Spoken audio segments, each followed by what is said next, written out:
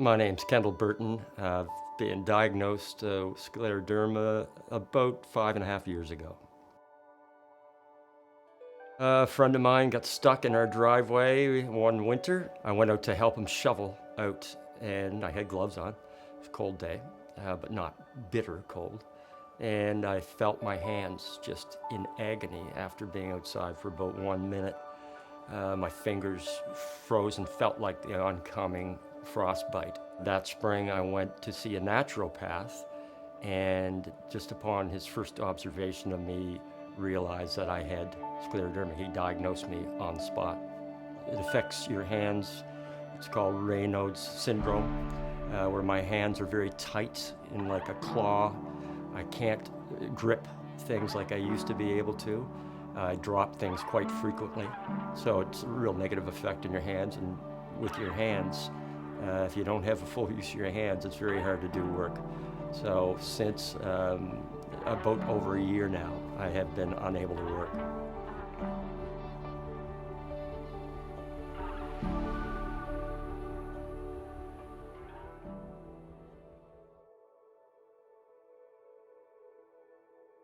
Simply getting dressed in the morning.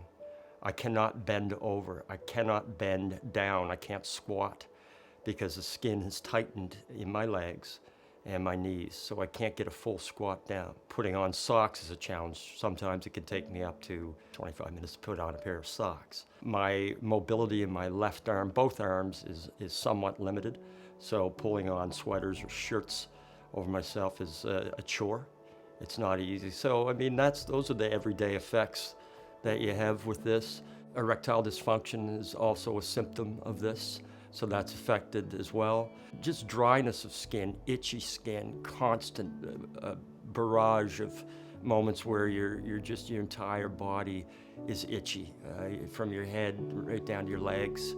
Most of the medical community are as frustrated as patients as we are about this condition because they can't prescribe medicines or medications to help you with certain conditions simply because really the cause for this disease is still yet unknown.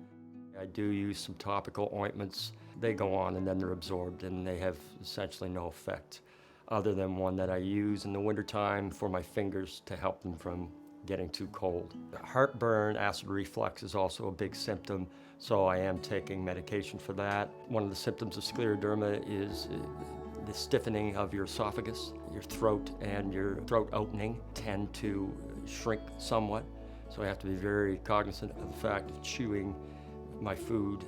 Therefore, that takes longer, so if you're in a social situation or you're with others and you're there eating, excuse me, I'm going to take an extra 20 minutes while you guys are finishing up, just bear with me.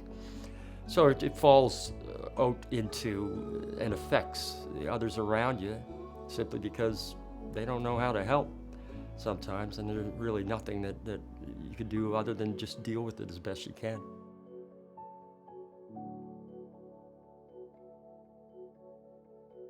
Something as simple as helping around the house, cleaning, reaching into a higher area that you can't necessarily clean, making your bed, vacuuming, whatever.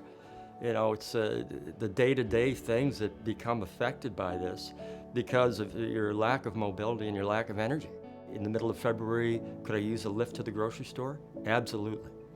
This disease is fairly rare, so I believe the next thing that we can do is just awareness, knowledge, as much as we can, comparing symptoms through patient to patient that we can look at to find some kind of common denominator that we share that would, isolate possibly specific things that we can target.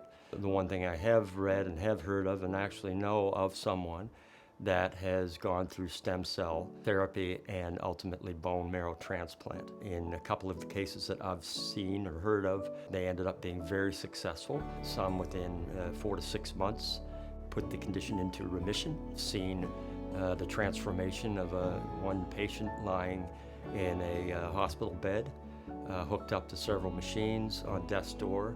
It was down to 105 pounds from a previous normal weight of 190. Had the procedure done, and within 6 months was back coaching rugby, back up to 190 pounds, and his symptoms were all but vanquished. In anything, especially even homeopathic medicine, there's the cost factor. And unfortunately, for many of us, we are not in a position to be able to afford that kind of treatment on a regular basis. So that's where, the funding and the research of this disease is paramount in order to be able to help regular people day in and day out to have some avenue of relief and something to look forward to as a possibility down the road.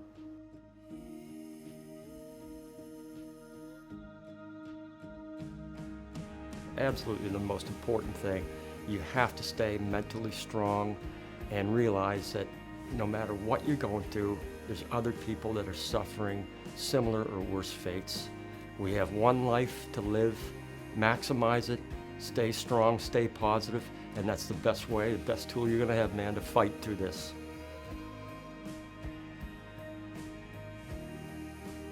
I've got family that have helped me out so much. A great roommate, my brother that's taking care of things around here, and sometimes that seemingly gets sort of overlooked as something that's relatively small or minor. In my situation, it's huge.